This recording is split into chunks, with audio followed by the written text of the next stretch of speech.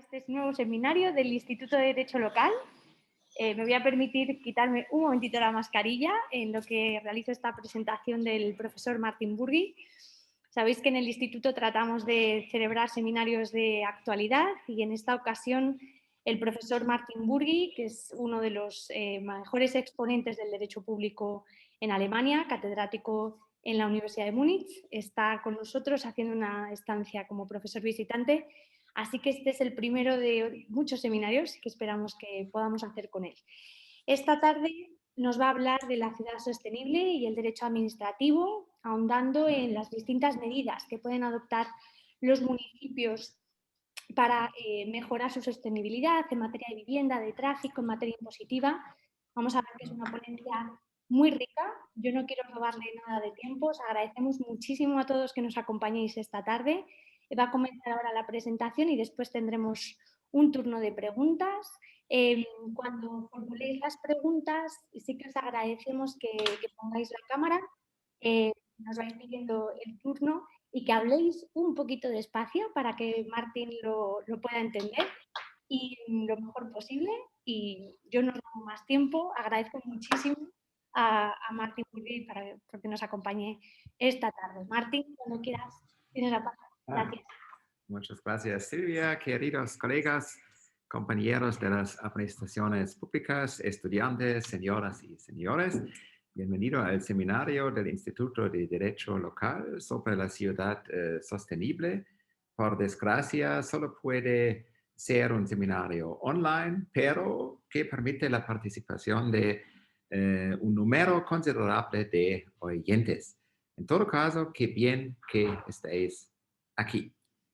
Para los que no me conozcan, me presente brevemente. Normalmente soy catedrático de Derecho Público en la Universidad München, Ludwig-Maximilians-Universität, pero desde hace la última semana y hasta el fin de mayo estoy aquí en Madrid como profesor visitante a la Universidad Autónoma, lo cual es un gran honor para mí. Es la primera vez que intento dar la conferencia en castellano. Podéis hacer preguntas en cualquier momento de la exposición, pero habláis despacio, por favor, porque si no es muy difícil de entenderlos. En caso de preguntas, mi colega Silvia va a traducir porque es muy difícil de responder a preguntas jurídicas en un idioma extranjero. Entonces, ¿dónde está?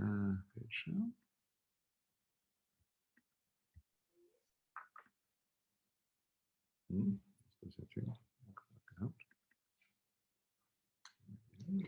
momento, por favor. Sí. El tema de hoy es la ciudad sostenible y el derecho administrativo, vivienda, tráfico y protección del clima. Sostenibilidad significa satisfacción de las necesidades actuales sin comprometer futuras generaciones y garantizado el equilibrio entre crecimiento económico, cuidado del medio ambiente y bienestar social. En concreto, en las ciudades. El objetivo de esta exposición es el marco jurídico y son los instrumentos del derecho administrativo alemán. En la discusión estoy mucho interesado en los conceptos y soluciones de España. Trataré los siguientes aspectos. Número 1, desafíos reales. Número 2, competencias municipales, el marco jurídico. Número 3, objetivos y instrumentos municipales, en una selección, por supuesto. Y finalmente, la conclusión. Comencemos con los desafíos reales. Primero, el crecimiento de la población, que es la causa de la dificultad en la oferta de vivienda y la causa por un peligro de segregación social. Segundo, la preservación de la calidad de vida y de la calidad del emplazamiento económico. No debemos olvidar el aspecto económico cuando discutamos sobre sostenibilidad. En tercer lugar, movilidad y accesibilidad. Y finalmente, el cambio climático que requiere la protección de los recursos y el uso eficiente, y su uso eficiente. La pregunta en esta parte de mi presentación es, ¿tienen las ciudades en Alemania, el mismo problema en España, alguna competencia para estos aspectos? En otras palabras, ¿pueden las ciudades salvar el mundo? La respuesta se encuentra en la Constitución. Vista artículo 28, parágrafo 2, frase 1 de la Ley Fundamental, que es la Constitución de Alemania. Los municipios deben tener garantizado el derecho a regular todos los asuntos de la comunidad local bajo su propia responsabilidad en el marco de la ley.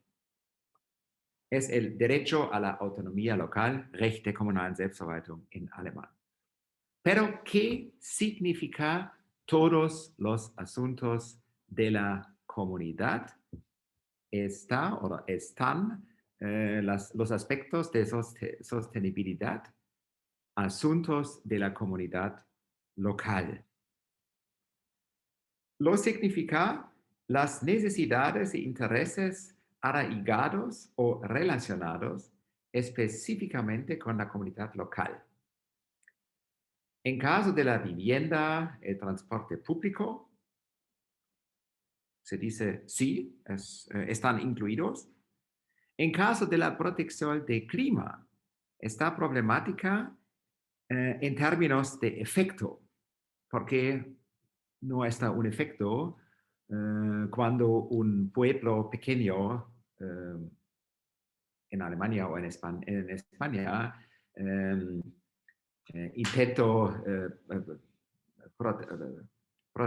proteccionar el clima. No es un efecto, pero a menudo está vinculado a muchas competencias indiscutibles, por ejemplo, transporte público, vivienda en el pueblo, y este vinculado ofrece la posibilidad de combinar los varios aspectos políticos.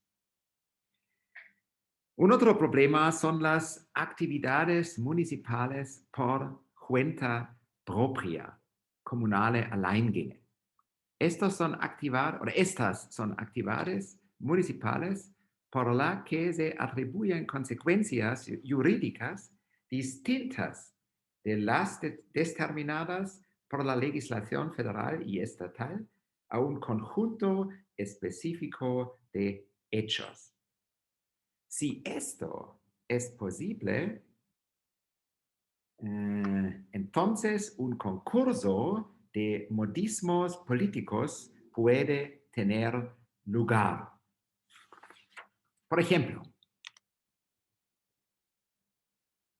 en una ciudad hay una prohibición general de los envases desechables o una imposición de una obligación de utilizar envases reutilizables en un estatuto sobre el uso especial en las calles, por ejemplo, durante un mercado en la ciudad.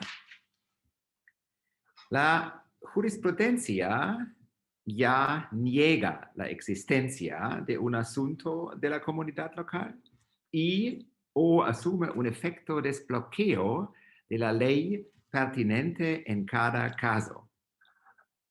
En mi opinión, Esa es una interpretación errónea del artículo 28, parágrafo 2, frase 1 de la Constitución, porque contradice la esencia mismo del autogobierno. Al menos, en mi opinión, las actividades municipales por cuenta propia que tienen lugar en relación con una determinada competencia de la asociación forman parte de la posición jurídica constitucionalmente protegida de los municipios. Paso ahora a los objetivos e instrumentos municipales. Esta parte se divide en los sectores vivienda, transporte y protección del clima. Vivienda.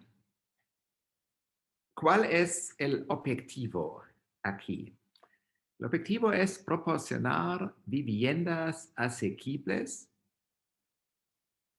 garantizar que apartamentos se pueden ser pagados por la gente. Un muy grande problema en Múnich y probablemente en Madrid o Barcelona también. Hay un ancla de la... hay una... Silvia ha cambiado esta palabra. En mi manuscrito está ancla y en la diapositiva está base. Hay una base en la ley fundamental para actividades políticas en este sector. Sí, el primero base está artículo 20, el principio del Estado social y en determinadas circunstancias el mínimo de subsistencia es garantizado para este artículo. Un segundo fundamento se encuentra en la Constitución bávara y similares en las constituciones de los otros estados. Vamos a leer.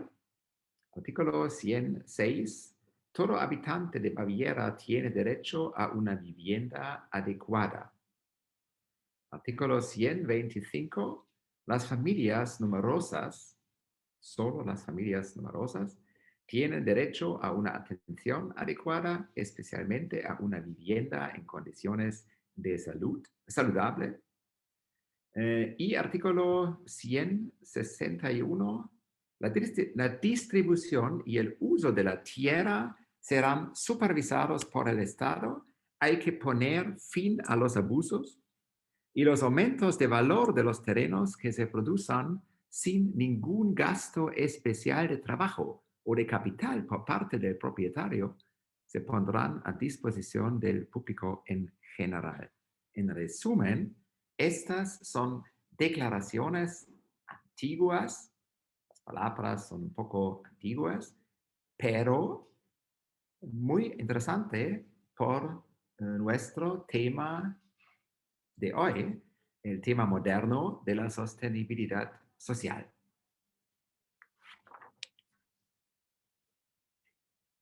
Después, el objetivo, vamos a ver los instrumentos y un instrumento muy importante en el sector de la vivienda son los contratos urbanísticos según el artículo 11 del Código de Edificación, Baugesetzbuch. Estos contratos se concluyen si se desarrollan propiedades más grandes en una ciudad. Hay dos tipos de contratos, depende de la prestación. El primer tipo, la prestación, está una obtención de una licencia. El inversor necesita una obtención de una licencia urbanística que de otro modo no tendría. En el tipo de contrato 2, La presentación se caracteriza para la obtención de la propiedad de un terreno edificable. En todos casos, el municipio puede ejercer presión porque el inversor depende de una decisión positiva del municipio. Y por eso el municipio puede determinar la contraprestación del inversor. Del grupo de contratos urbanísticos mencionados en el artículo 11, dos son especialmente significativos en el ámbito de la política de vivienda. Primero, contratos de promoción y garantía, por ejemplo, la obligación de reservar hasta un 30% a viviendas sociales.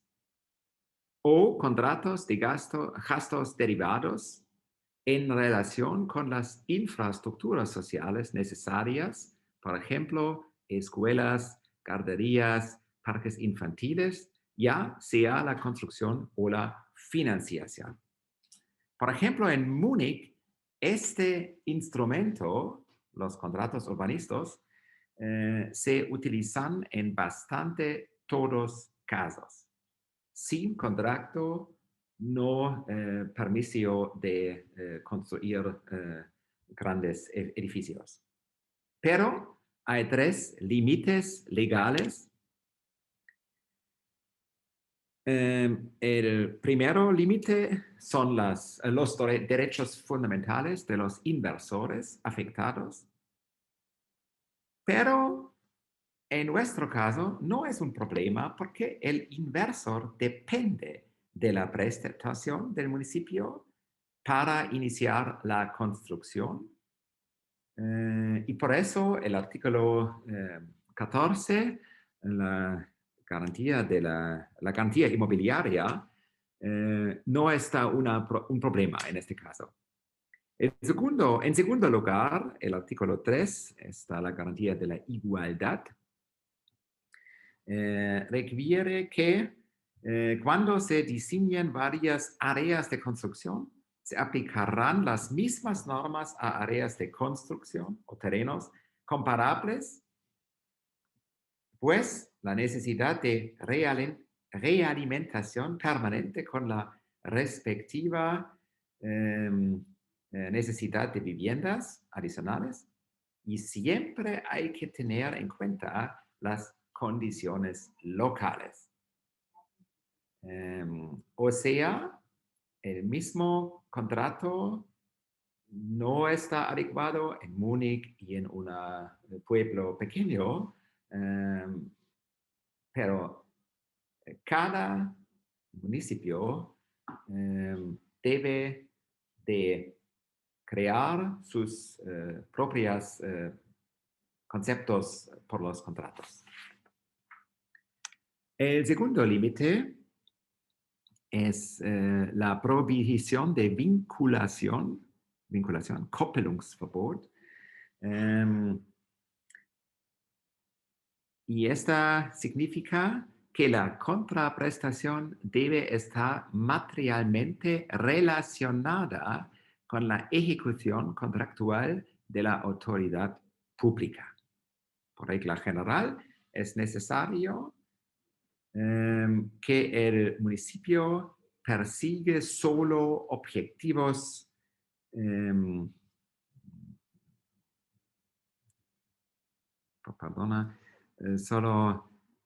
persigue objetivos de desarrollo urbano. Solo en casos excepcionales, con una justificación conceptual detallada, podrán tenerse en cuenta también las consideraciones urbanísticas generales. Y estas consideraciones urbanísticas generales podrían ser el control de alquileres, compromiso de ocupación de los apartamentos, una cuota de vivienda social en cada edificio y la financiación de los costes de la infraestructura, por ejemplo, jardines públicos, guarderías, aparcamiento. El límite de prohibición final son consideraciones de política general. Permanente tiene que tiene que existen consideraciones urbanísticas generales.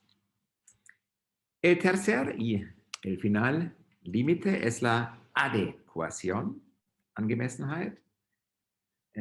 Este artículo regula que los servicios acordados deben ser adecuados en todas las circunstancias.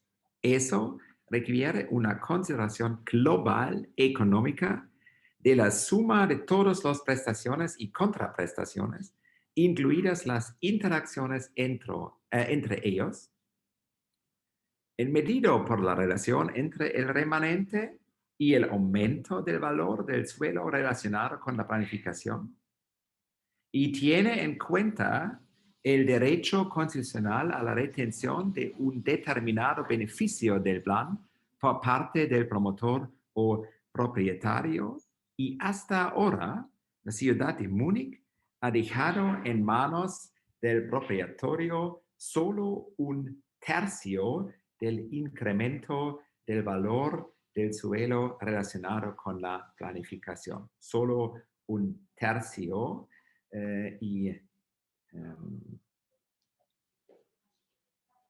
significa que 60%, 70%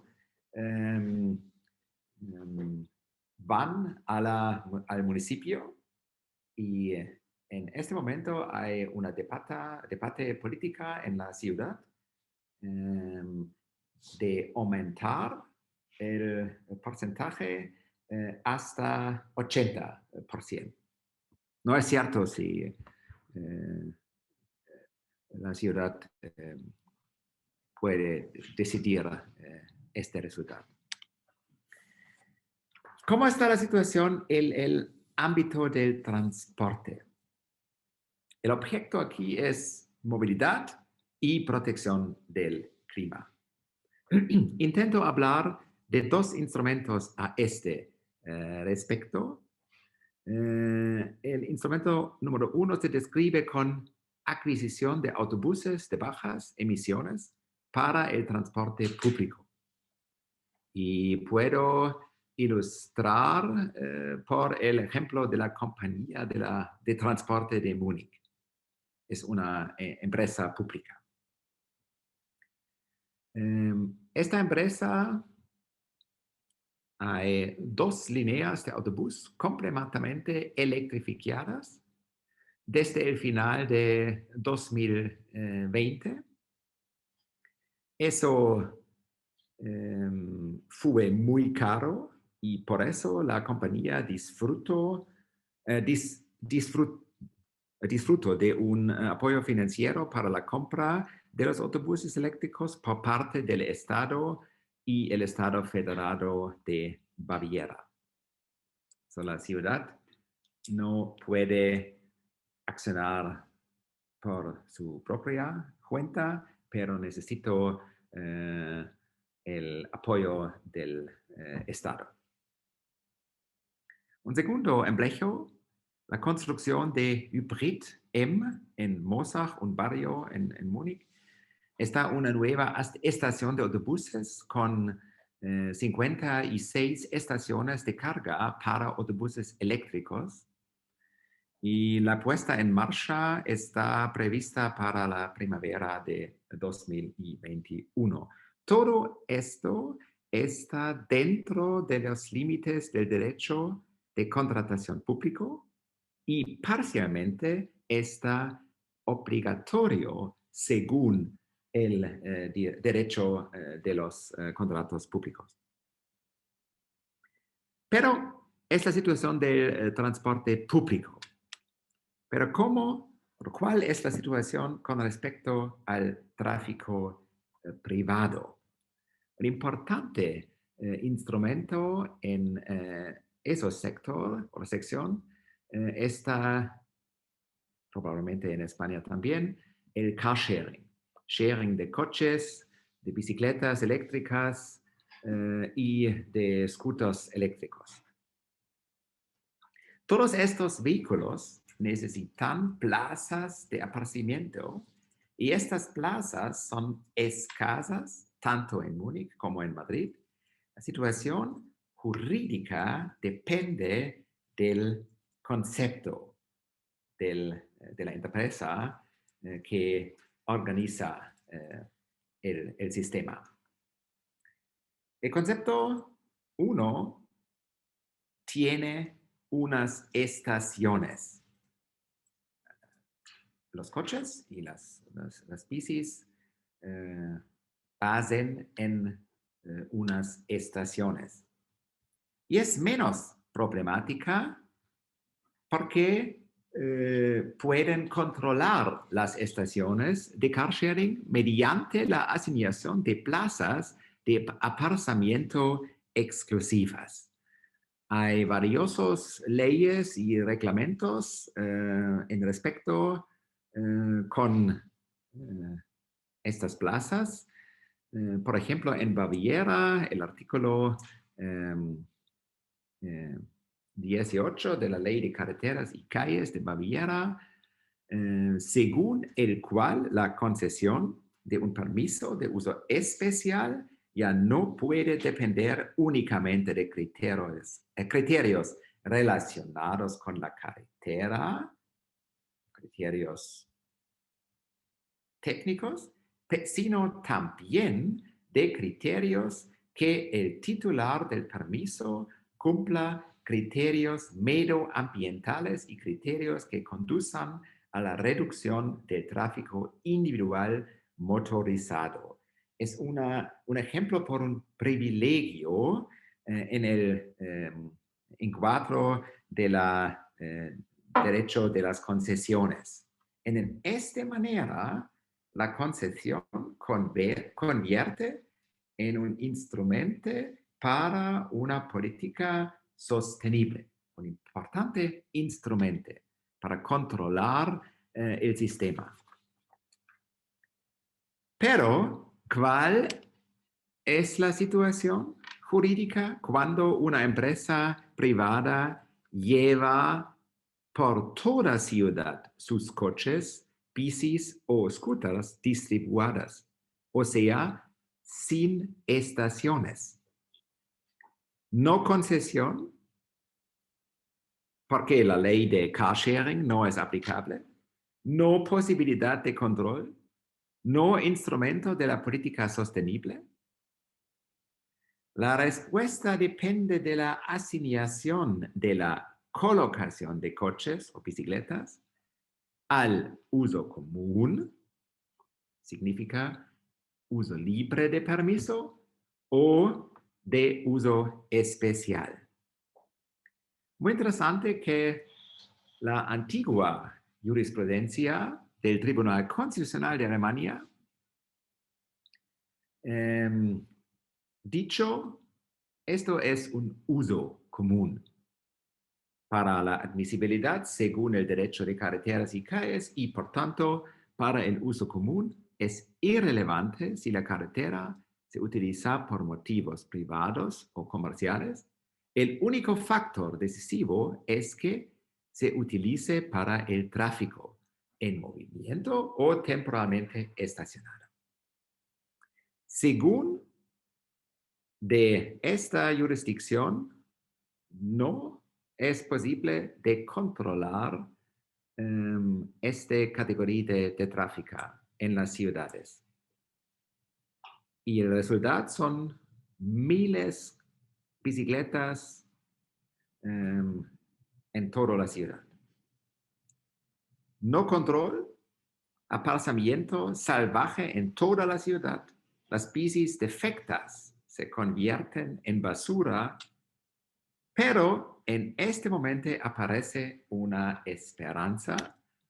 La esperanza es una nueva decisión del Tribunal Administrativo Superior de Nordrhein-Westfalen, parte de la de Alemania, pero el mismo jurisprudencia puede imaginar en otras partes del país. Esta decisión dice, está un uso especial, consecuencia, permiso requerido. ¿Por qué? Porque el estacionamiento de bicicletas, casa estuvo en respecto a las bicicletas, pero el mismo resultado es para los coches y scooter. El estacionamiento de bicicletas de alquiler no sirve predominantemente para la posterior puesta en uso de las mismas, sino que se centra en la finalidad que se persigue con la bicicleta de alquiler estacionada de propiciar la celebración de un contrato de alquiler. Dicho uso no difiere del resto del comercio ambulante, es decir, de la oferta de bienes y servicios en el espacio de la vía pública que regularmente se califica como uso especial. Una jurisprudencia muy positiva que ofrece para las ciudades, para los municipios, un importante instrumento para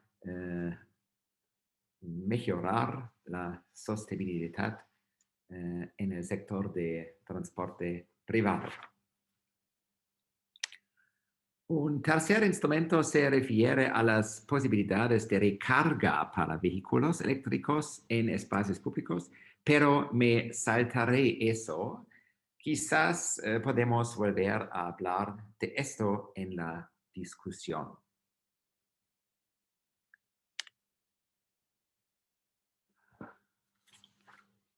Vamos a la tercera y final sección, dedicada a la protección del clima, la lucha contra el cambio climático.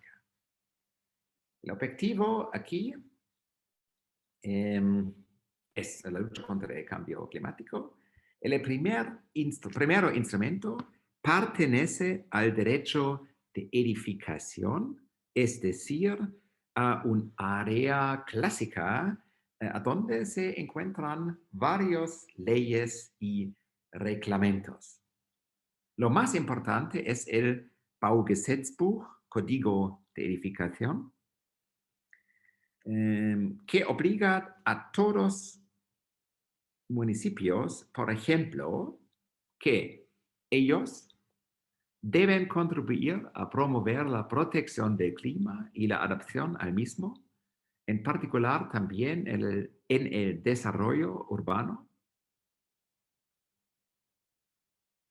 Por segundo, las exigencias de la protección del clima deben ser tenidas en cuenta tanto por las medidas que contrarrestan, una palabra difícil, el cambio climático como por las que sirven para adaptarse a él. Y la cláusula de protección del clima debe tenerse en cuenta en la consideración, abwägung es lo más importante parte dentro de la planificación.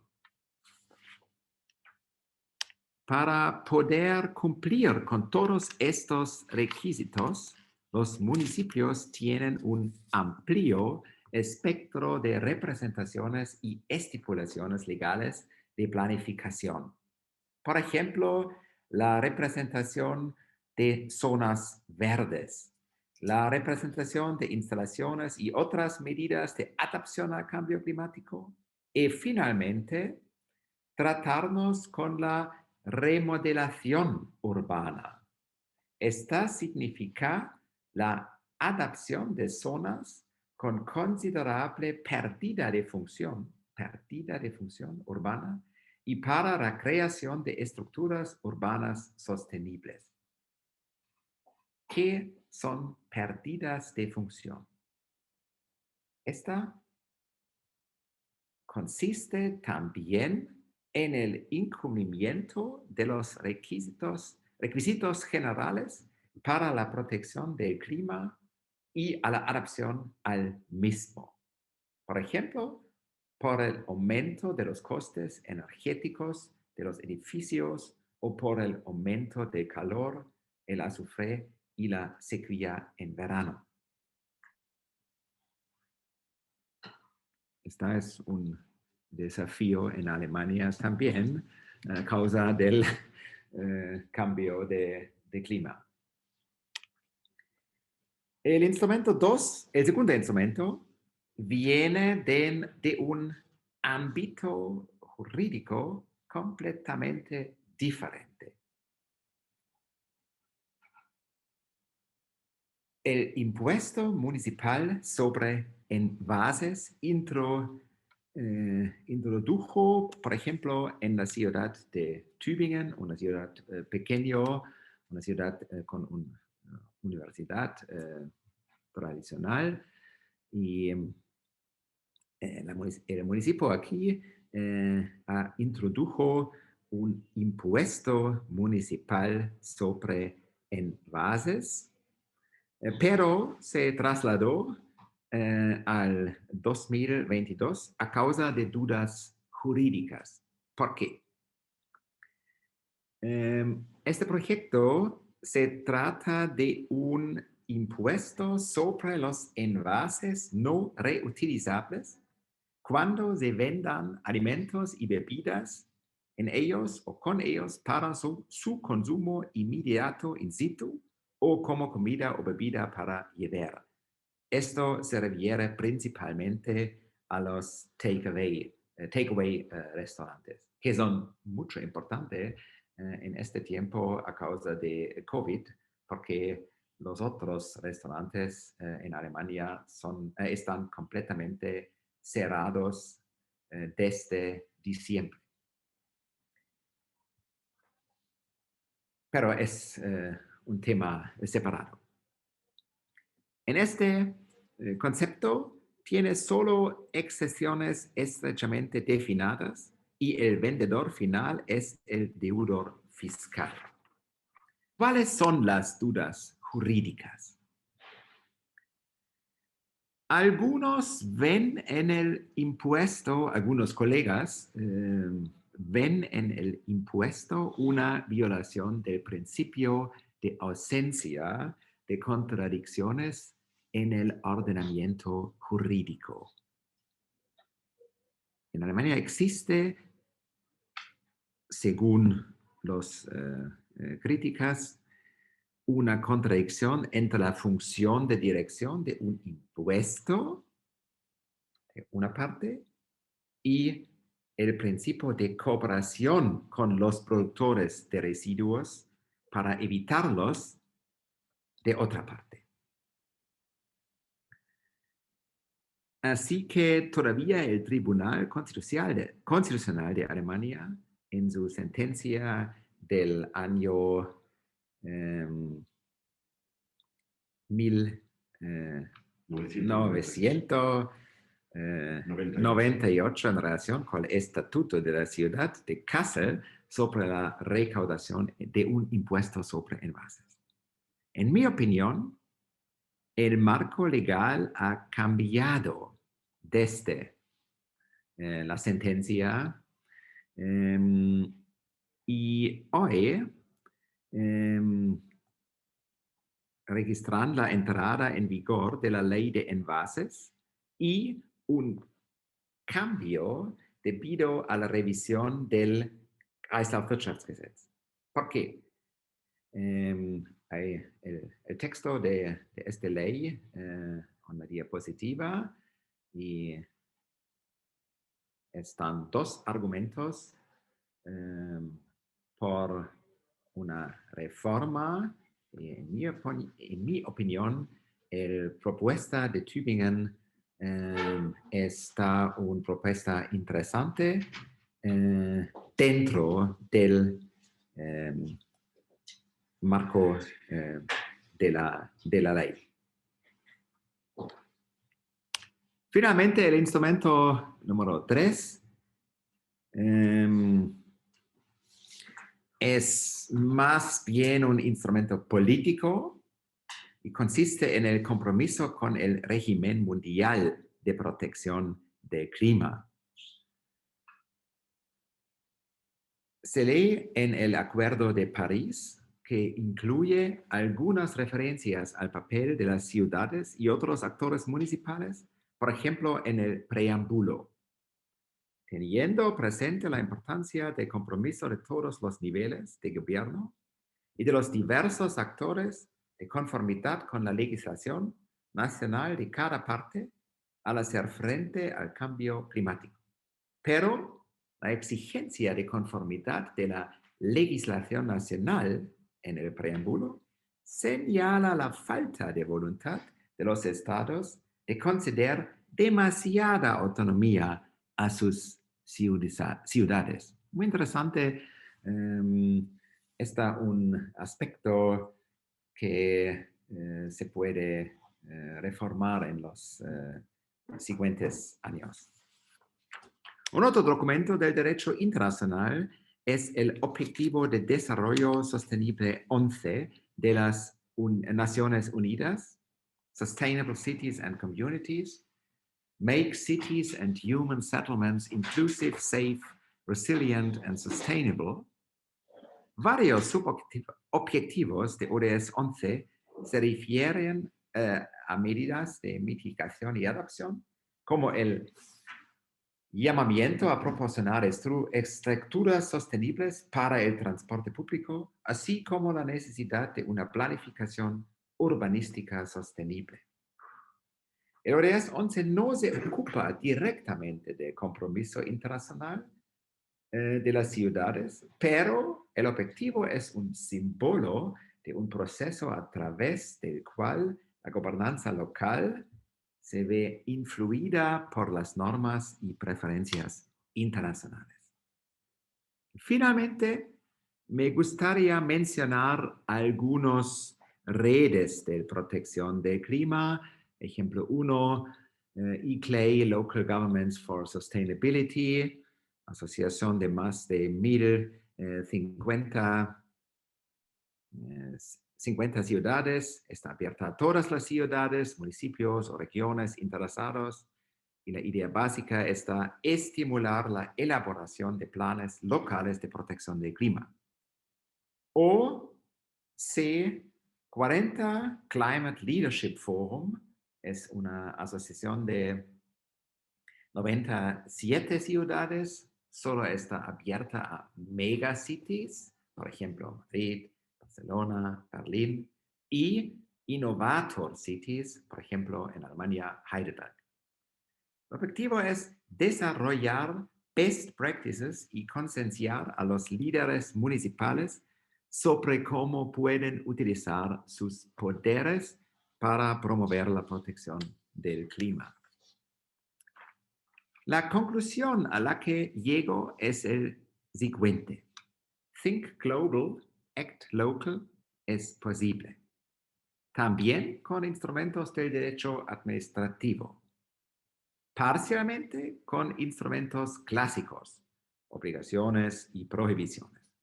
Pero sobre todo con incentivos, cooperaciones, con una contratación pública estratégica y con programas de apoyo.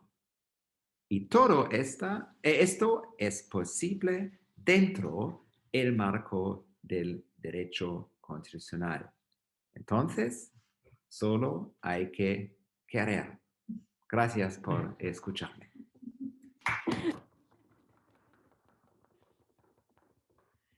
Muchísimas gracias, Martín, muchas gracias por tu presentación, que ha suscitado numerosos temas en materia de sostenibilidad, no solo climática, también sostenibilidad social. Abrimos el turno de preguntas a todos nuestros participantes. Creo que ya hay aquí en el chat Gabriele Vestri, de la Universidad de Cádiz. En el chat vale. Nos dice que nos formula la pregunta por el chat en lugar de en persona por problemas técnicos. La pregunta, Martín, si la estás leyendo, ¿crees que los actuales sistemas de inteligencia artificial pueden, y en caso afirmativo, en qué medida, colaborar en la creación de un sistema de movilidad urbana sostenible? Sí, yo lo leo aquí. Ya. Gracias, Gabriel. Sí, De la Universidad de Cádiz, Ujú. de la Costa de la Luz. Cuenta tu experiencia con Cádiz. El próximo año prefiere la Universidad de Cádiz, probablemente. Pero la noche en Madrid hace muy frío. ¿Verstehst du die Frage, Martin? Ich muss gerade nochmal lesen. Por problemas técnicos formulo mi pregunta por hecha. Me gustaría preguntar a profesor si cree que los actuales sistemas de inteligencia artificial pueden en caso de colaborar en la creación de un sistema urbano sostenible. Sí. Ja, die Frage ist, ob neue technische Systeme, künstliche Intelligenz, helfen können, den Verkehr innerhalb der Stadt, also das Verkehrssystem, nachhaltiger zu machen. Genau. Ich bin natürlich kein Spezialist für künstliche Intelligenz, aber natürlich hat künstliche Intelligenz ein großes Potenzial, Verkehrstransporte intelligenter zu machen, Staus vorherzusagen, zu berechnen, zu verhindern dadurch und auf diese Weise den Verkehr besser zu verteilen, auch besser über die Tageszeit, nicht so sehr in einer Rush-Hour möglicherweise und auch die Fähigkeit, mehrere Menschen, die transportiert werden wollen, zum Beispiel Arbeitskollegen, in einem Auto zusammenzubringen, damit sie zur gleichen Uhrzeit nach Hause fahren. Also sicher ein großes Potenzial. Muy bien, traduzco la respuesta del profesor Martin para aquellos que no podéis entender alemán. Dice que no es experto, pero que no es experto en inteligencia artificial, que tiene mucho potencial desde su punto de vista. Por un lado, por ejemplo, para repartir mejor el tráfico en las distintas horas del día, gracias a estos mecanismos. Y por otro lado, también para ayudar a la gente, por ejemplo, a compartir sus vehículos particulares y de esta manera también mejorar el tráfico. Esa sería más o menos mi traducción. Que yo tampoco soy experta en traducción e interpretación. Así que, si hay más preguntas. Silvia, yo tengo una pregunta también. ¿Se me oye? Diego, no te oímos, Diego. No, pues no sé por qué. No sé ahora ya sí. ¿Ahora Espera, sí? que teníamos bajados es que tenemos bajados los micros para no acoplarnos a estar juntos en la misma sala. Vale. Y ahora sí. Es que no encontraba la manita. Creo que está en Teams y en Zoom yo no la encontré. Por eso os interrumpo, ¿no? Bueno, quería en primer lugar felicitar al profesor Burgi, ¿no? La conferencia ha sido muy clara, muy bien estructurada y agradecemos mucho el esfuerzo para hacerla en castellano, que era un castellano perfecto, impecable. Felicidades.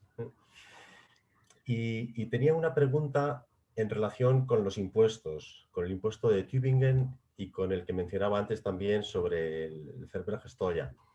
Entonces, la pregunta sería la siguiente. En España sería imposible que un municipio estableciera un impuesto. El principio de reserva de ley determina que los municipios, las ciudades, no pueden crear impuestos. Solamente pueden exigir tasas cuando prestan servicios y para recuperar una parte del coste del servicio prestado. Entonces, en el ámbito español sería totalmente imposible establecer un impuesto sobre los paquetes, el Verpackung que mencionaba, sería imposible. Tendría que ser la comunidad autónoma. En Alemania sí que es posible, las ciudades pueden establecer impuestos. Gracias. Ja, vielen Dank für diese Frage. Reserva de ley existe en Alemania también, pero en este caso hay una ley que permite a las ciudades introducir no algunos impuestos, pero, jetzt schwieriger Ausdruck, örtliche Verbrauch- und Aufwandsteuer. Eine bestimmte, da ist dann una diapositiva ¿Dónde estás? La palabra es muy difícil. Pero un momento, por favor. Está. Ich habe das wörtlich übersetzt. Ich habe das wörtlich übersetzt, ja. Hat jemand diese Tübingen-Folie? Das war weiter am Anfang. Nein, ist gleich am Anfang bei den nationalen Eingängen. Oh, Moment. Disfruta un café con churros.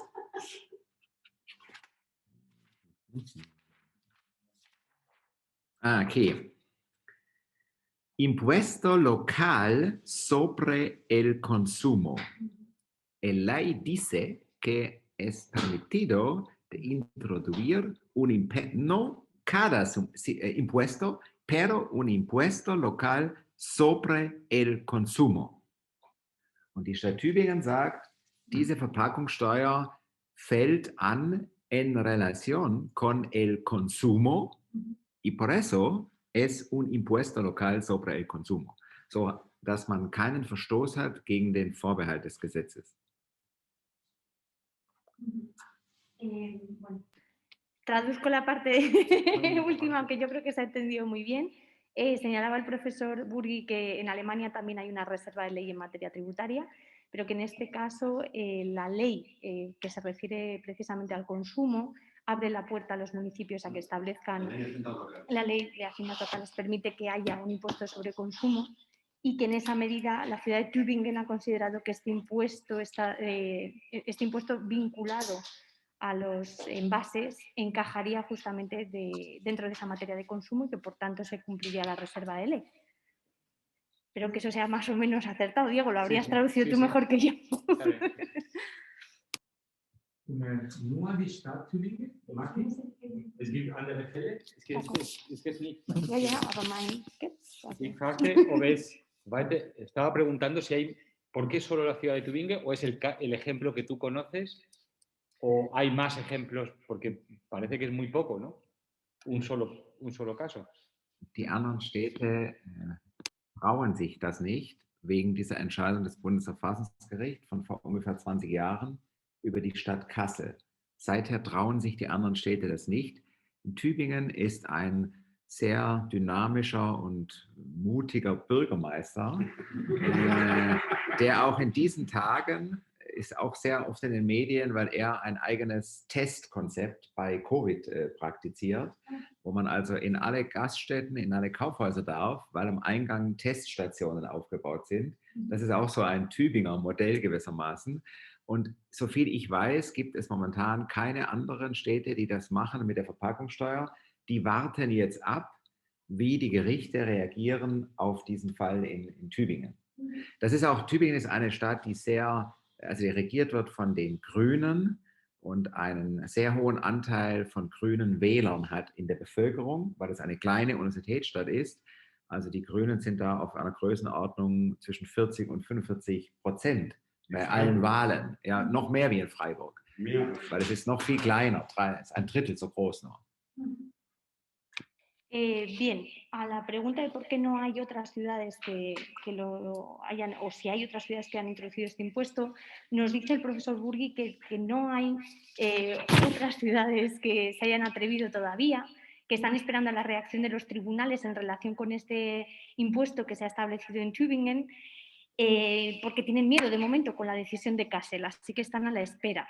El caso de Tübingen es particular porque al parecer tiene un alcalde de los Verdes muy activo, que experimenta con muchas decisiones. Al parecer con la COVID también ha introducido un sistema de test antes de entrar, por ejemplo, a un restaurante o a un lugar para comer y por tanto es una ciudad pequeña que se permite esas experimentaciones porque al parecer tiene una población también muy, muy activa en ese sentido. No sé si hay más preguntas, comentarios.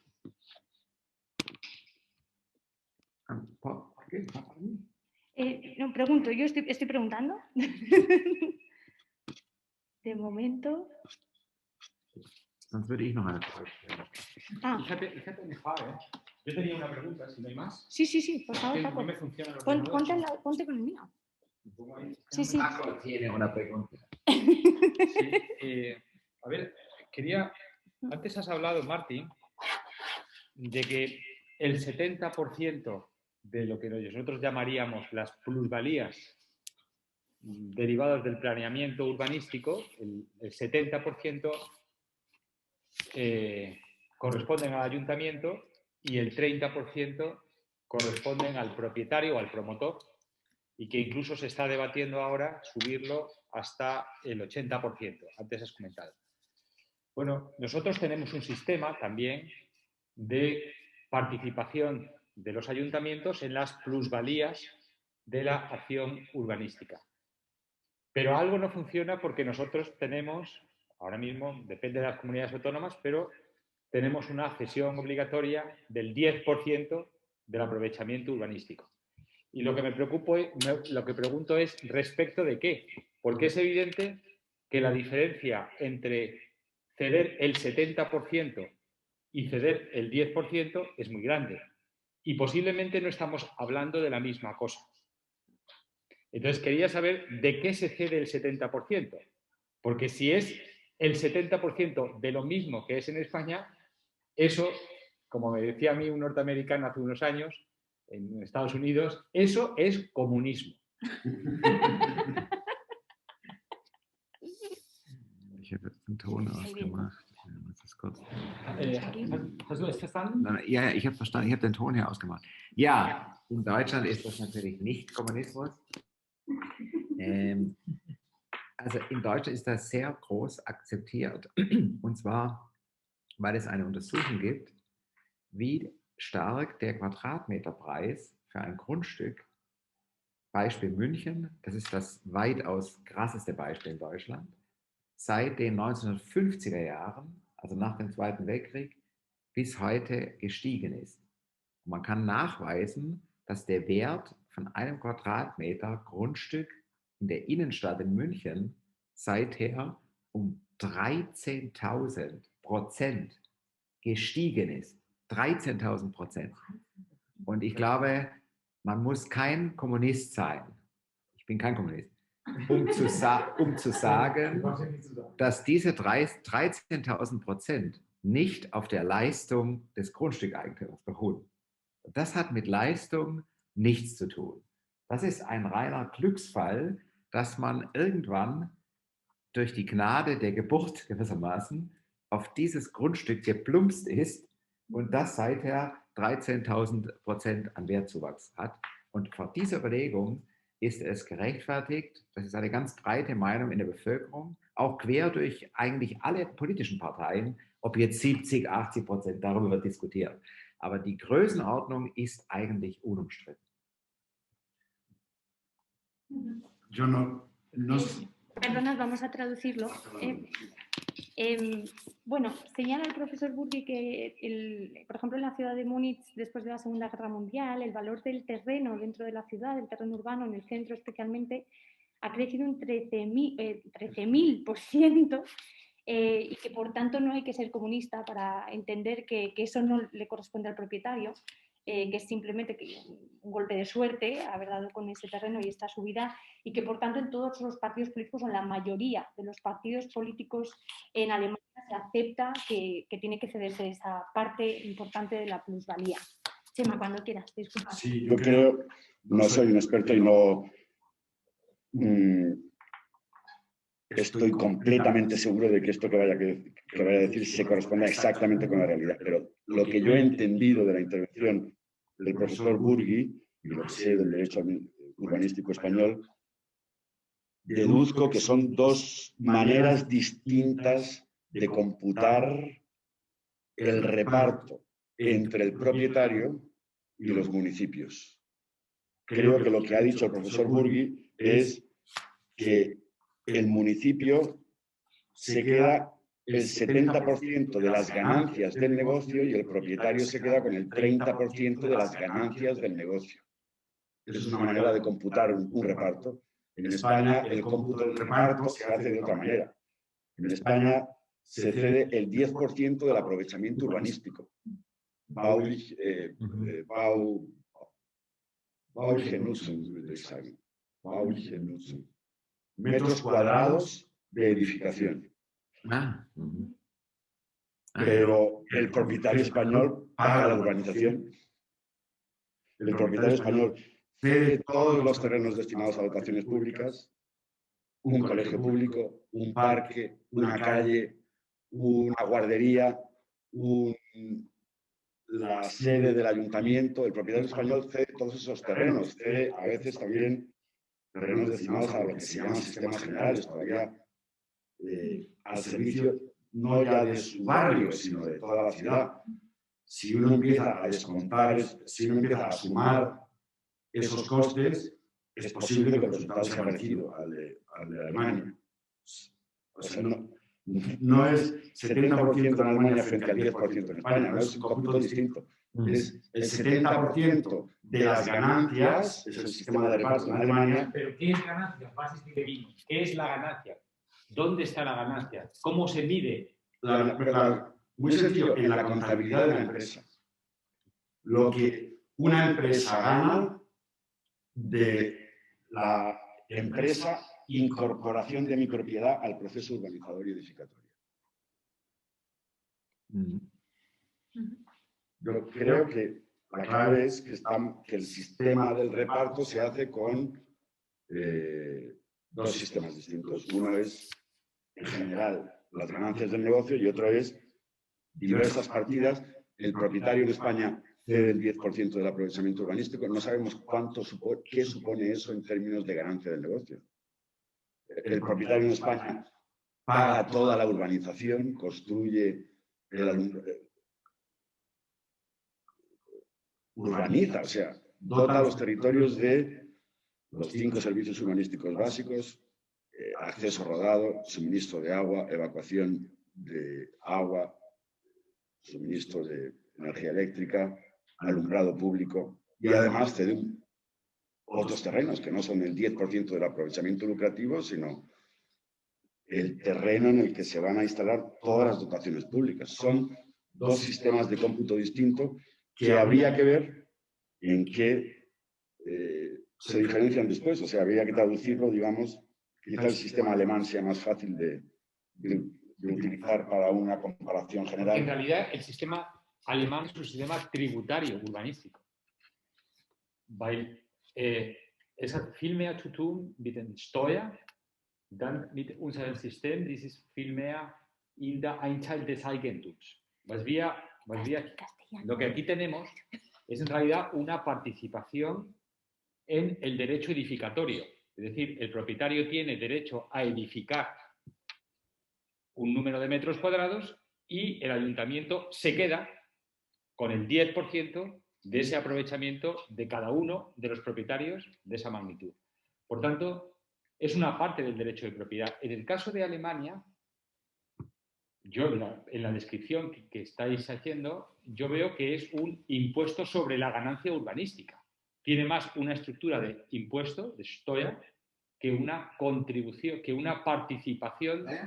Es keine Steuer, no impuesto. No es una participación. Pero tiene una estructura de impuesto porque es, a ver Diego, que estás ahí también tú, tiene una estructura de impuesto porque es sobre la ganancia. Ahí lo que se muestra es una capacidad contributiva.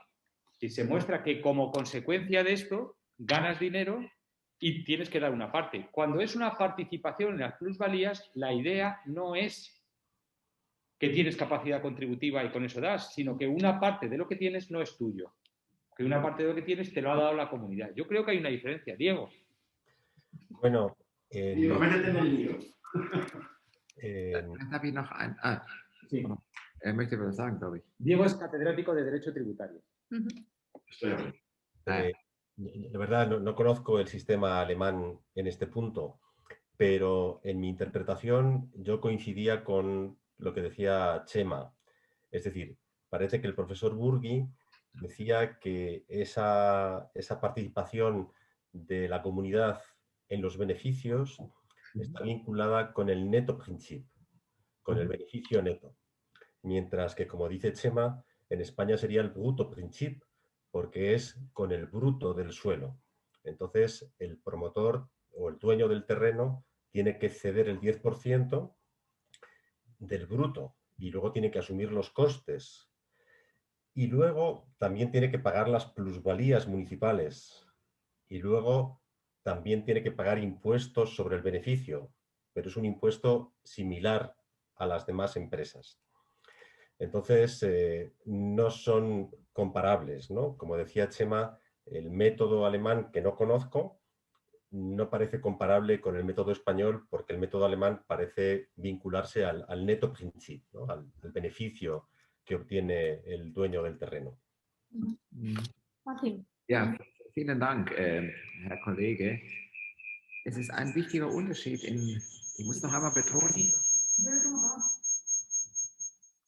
wir haben ein Mikro hier noch gehabt. Ich muss noch einmal betonen, dass diese Abschöpfung nur möglich ist, wenn kein Baurecht besteht. Also ich hätte ja immer gesagt, Prestation ist el importante. Das heißt, das ganze System funktioniert nur, wenn der Investor, der Promotor, nicht sowieso schon bauen darf. Das heißt, es funktioniert vor allem dort, wo er das Grundstück von der Gemeinde überhaupt erst verkauft bekommt oder wo er zwar das Grundstück hat, aber das Grundstück bisher nicht bebaubar ist. Und die Stadt stellt einen Bebauungsplan auf und sagt, wir machen das nur, wenn du dich verpflichtest, diesen Betrag zu bezahlen. Deswegen ist es in unserem Verständnis keine Steuer, sondern eine vertragliche Gegenleistung für das, was die andere Seite machen muss. Prestación y con prestación. Dice el profesor Burgui que no sería tanto un sistema tributario como una contraprestación dentro de un contrato, que en realidad hay una prestación por parte del municipio y una contraprestación, bueno, o al revés, de manera que cuando se va a vender el terreno, cuando se va a edificar, se llevaría a cabo esta articulación de la relación entre el municipio y el propietario del terreno. No sé si, más o menos.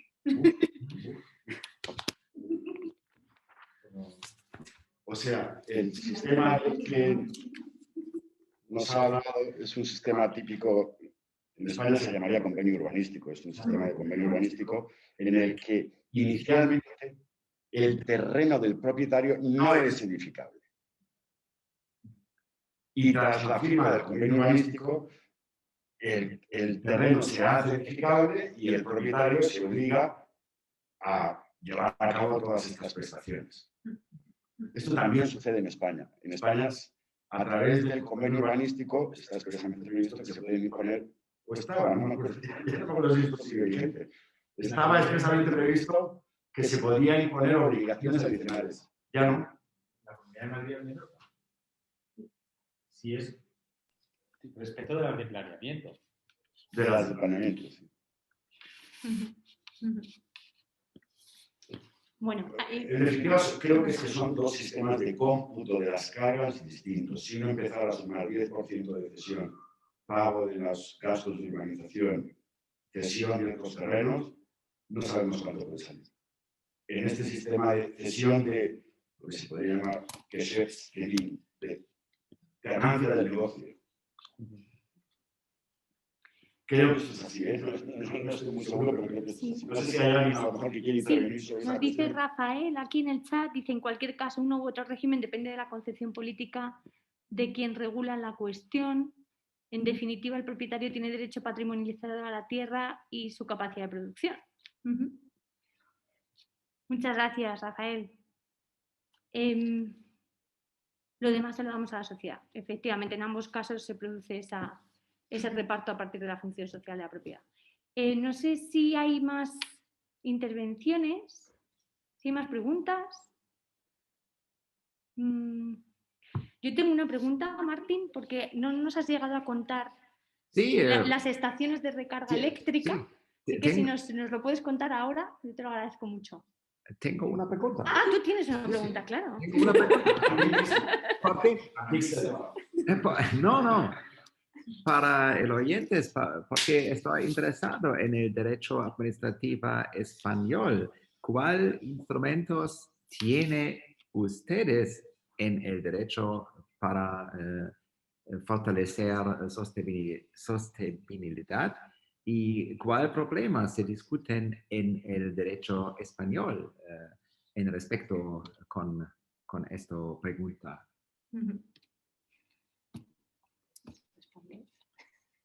Los problemas son No problemas. No sé.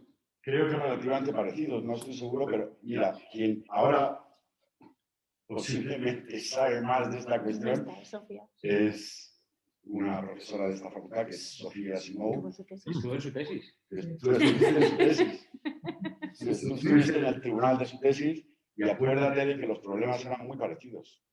Era una gran actividad de los municipios en materia de tráfico, en materia de energía, en materia de residuos, en materia de urbanismo, siempre limitados, casi siempre limitados por el problema de la reserva de ley. Porque los municipios no tienen la potestad legislativa, tienen la ordenanza, la posibilidad de la Satzung en Alemania, la ordenanza en España, y siempre estamos en la frontera entre lo que se puede hacer sin que la ley me lo haya autorizado expresamente o lo que se puede hacer en el marco de la ley ya existente. Ahí están siempre los problemas de la economía local. Creo que es relativamente parecido, no estoy seguro. Sí, el otro problema grande es, claro, ¿qué técnica, si a través de prohibiciones... Acuérdate de toda esa tesis. El otro sí, él se acuerda. El otro es si la sostenibilidad ambiental lo haces a través de prohibiciones, de mandatos, y hasta dónde resiste la propiedad que va soportando cada vez más cargas. Entonces, bueno, recordad que Sofía lo proponía en el 50%, el límite es el 50% del valor del bien o de la rentabilidad del bien. Bueno, entonces ahí sí que hay un problema y, claro, el medio alternativo son las subvenciones. El medio alternativo es utilizar ayudas públicas. El problema es que hacer políticas ambientales a base de ayudas públicas es muy caro.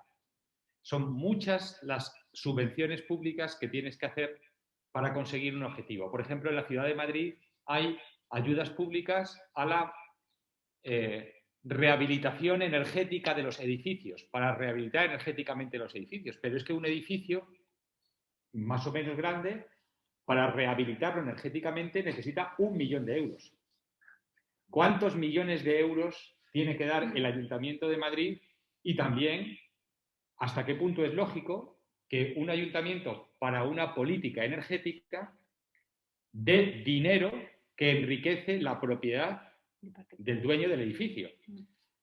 ¿Lo has entendido más o menos? Sí, sí, sí. Entonces, es muy caro hacer política ambiental local con subvenciones. Pero si lo haces con mandatos o con prohibiciones o con órdenes, el problema es que la propiedad enseguida es resistente. La propiedad dice, hay un límite. Sí.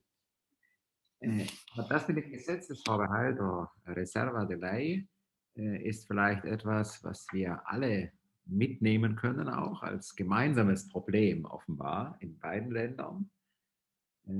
Vielleicht hat man diese Reservation de ley über die letzten Jahrzehnte etwas zu hoch gehalten, zu intensiv ausgelegt, zu streng ausgelegt. Wenn man mehr, insbesondere Klimaschutz, auch durch Städte und Gemeinden möchte, muss man da, glaube ich, etwas lockern. Das ist eine Aufgabe für die Rechtsprechung. Die Rechtsprechung hat jahrzehntelang den Gesetzesvorbehalt sehr hoch gehalten, weil jahrzehntelang Demokratie und Rechtsstaatlichkeit die wichtigsten Verfassungsziele waren, in Spanien und in Deutschland sicherlich. Aber wir haben jetzt mit Umwelt und insbesondere Klimaschutz eine weitere zusätzliche, auch verfassungsrechtlicher, hoch aufgehängtes Ziel.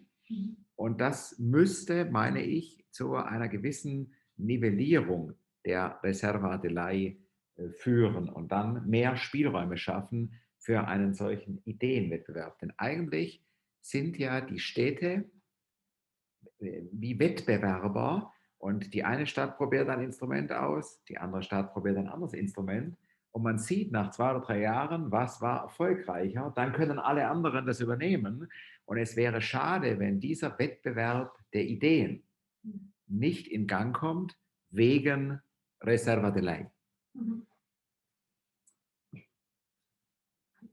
Sí, señala el profesor Burgui que la reserva de ley es un problema general en muchos países europeos, que quizás en las últimas décadas se ha llevado a cabo una interpretación demasiado estricta, muy intensa, de cuál tiene que ser la densidad de la reserva de ley, y que es el papel de la jurisprudencia llevar a cabo una flexibilización que permitiera hacer real un objetivo constitucional, como es la protección del clima, del medio ambiente, y que en ese sentido se permita que las ciudades puedan experimentar, que puedan competir entre ellas con buenas prácticas dentro del margen de la ley, para que luego se puedan adoptar por las ciudades las experiencias exitosas que se hayan llevado a cabo en otras.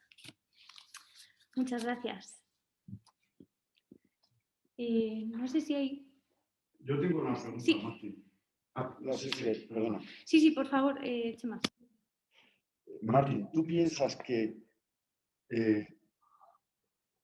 veo que tengo la impresión de que tanto en España como en Alemania las ciudades son más verdes que el Bund y los Länder? En España también sucede, las ciudades son más favorables a la protección contra el cambio climático que el Estado central y las regiones. Also Gemeinden sind grüner als Bund und Länder. Eso es porque los electores en las elecciones municipales votan más el Partido Verde que cuando votan al Bund, a las elecciones de Bundeswahlen o Landwahlen. Ich glaube nicht einmal, dass die These so stimmt. Das Tübingen, das ist ein Sonderfall vielleicht. Aber davon abgesehen ist es nicht so, dass in Deutschland in den meisten Ländern, in den meisten Städten Grüne jetzt Bürgermeister stellen beispielsweise. In München zum Beispiel ist es die Partido Socialista. In Düsseldorf ist ein früherer Schüler von mir, ein CDU-Bürgermeister jetzt gewählt worden, früher Doktorand.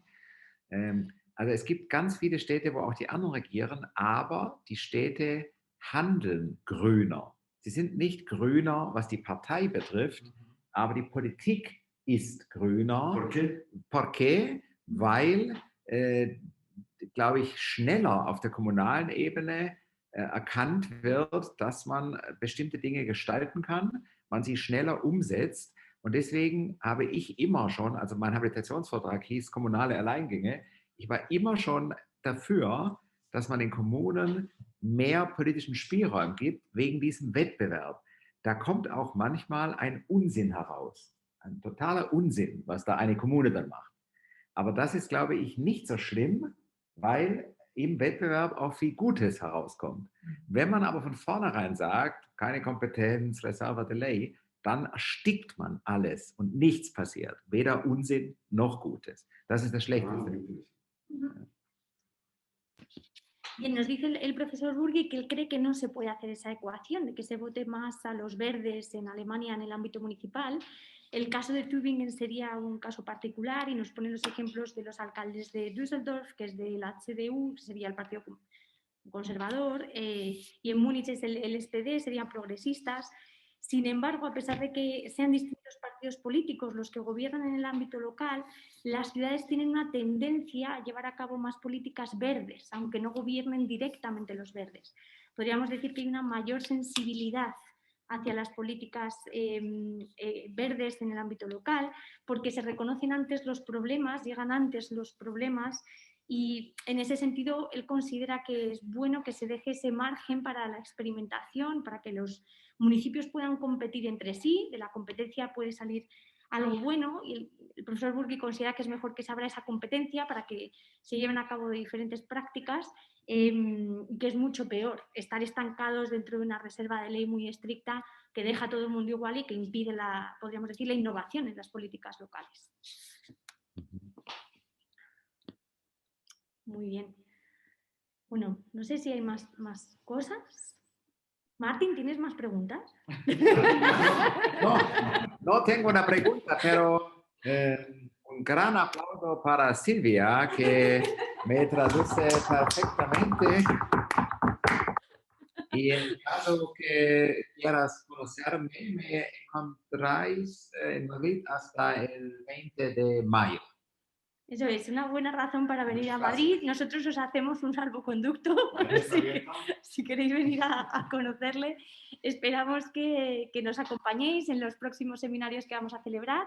Después de Semana Santa vamos a tener un seminario también con el profesor Burgui en el marco del máster en contratación pública local sobre el futuro de la contratación pública, cómo deberían realizarse modificaciones en el derecho europeo de la contratación pública especialmente. Así que ya os emplazamos a ese futuro seminario que volveremos a publicitar en las redes. Os mandaremos toda la información. Así que muchísimas gracias a todos por acompañarnos. Me quito la mascarilla un último momento porque es muy raro vernos así. Muchas gracias a todos y espero que descanséis en Semana Santa y que nos volvamos a ver por aquí. Cuidaos mucho. Muchas gracias, por supuesto, al profesor Burgui, nuestro protagonista de hoy. Hasta luego. Adiós. Adiós.